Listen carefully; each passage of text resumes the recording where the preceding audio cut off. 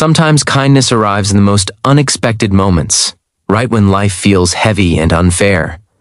This is one of those stories. A simple traffic stop, a tired single dad, a police officer with a choice to make, and a moment that changed more than just one afternoon.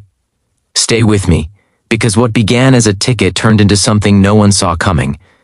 Before we dive into the story, if you enjoy emotional, inspiring stories about real-life kindness, make sure to subscribe to your channel name, hit the like button, and share your thoughts in the comments. Your support helps us keep bringing meaningful stories like this to you. Now let me tell you what happened. It was a cold Tuesday afternoon in a quiet suburban town in the United States. The sky was gray, the kind of gray that made everything feel heavier than usual. Daniel Parker gripped the steering wheel tightly as he pulled his old sedan to the side of the road. The red and blue lights flashing behind him made his heart sink. Daniel was 34 years old, a single dad to a 7-year-old daughter named Lily. Since his wife passed away 3 years earlier, life had become a non-stop balancing act. Work, school drop-offs, late-night homework, cooking dinners, and stretching every dollar until it almost snapped. He hadn't had a break in years. That day, he was late again.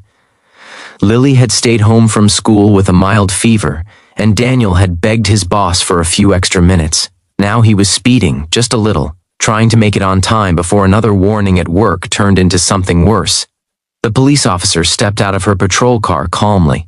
She was young, maybe late 20s, with her blonde hair tied neatly back. Her uniform was crisp, and her expression was professional but not cold. "Good afternoon, sir," she said gently. "I'm Officer Emily Carter. Do you know why I pulled you over?" Daniel swallowed. "I was speeding. I know. I'm really sorry." Emily nodded and asked for his license and registration. As Daniel reached into the glove compartment, his hands trembled slightly. He hated this feeling. The fear, the embarrassment, the reminder that he was always one small problem away from everything falling apart. Emily glanced inside the car and noticed the booster seat in the back. A small pink backpack rested on the seat beside it. "You have a child?" she asked. "Yes," Daniel replied. "My daughter, Lily." Emily's expression softened just a little. She returned to her car to run his information while Daniel stared straight ahead, already calculating how much the ticket would cost. That money had been set aside for groceries, or Lily's school supplies, or the heating bill. When Emily came back, she was holding her ticket pad. "Mr. Parker," she said, "you were going 15 miles over the speed limit." Daniel nodded. "I understand. I wasn't paying attention. That's on me." Emily began writing. The scratching sound of the pen felt louder than it should have. Daniel's chest tightened. "I just want you to know," he added quietly, "I'm not making excuses. Life's been a little hard lately." Emily paused for a moment and looked up at him. "What do you do for work?" "I work at a warehouse," Daniel said.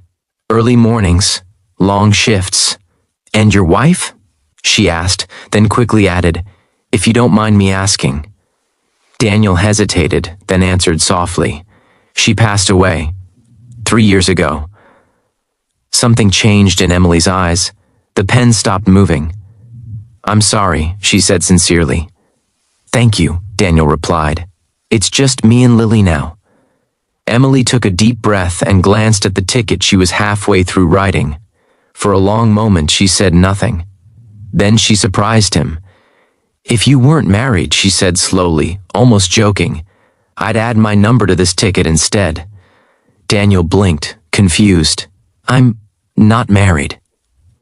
Emily smiled slightly, then caught herself and cleared her throat. "Sorry, that came out wrong." Daniel chuckled weakly. It was the first time he'd smiled all day. Emily folded the ticket pad shut. "Here's what I'm going to do," she said. "I'm giving you a warning." Daniel's eyes widened. "Really?" "Yes," she said firmly. "But only if you promise me something.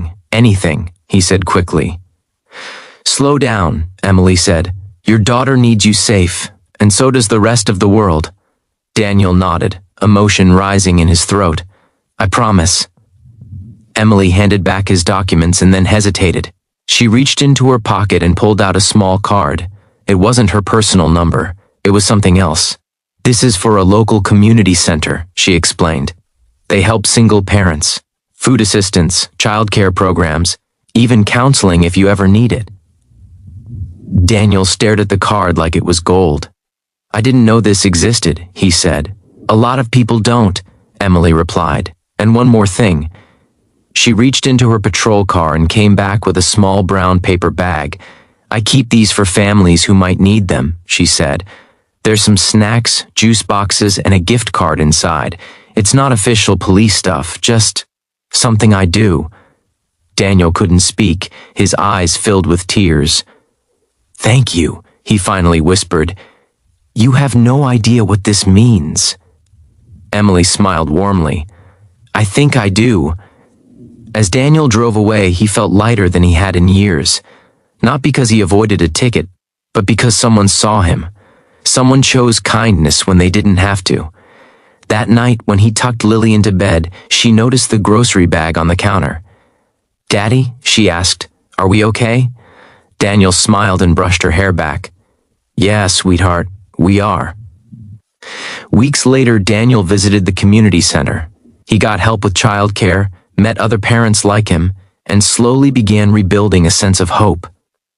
Life didn't magically become easy, but it became manageable. And Emily? She never thought much about that traffic stop again. To her, it was just another shift, another choice. But years later, she received a letter at the police station. It was from Daniel. He wrote about Lily, about how she was doing well in school, about how he got promoted at work, about how that one moment of kindness kept him from giving up on a day when he was close to breaking. At the bottom of the letter, he wrote, "Thank you for seeing me as a person, not a problem."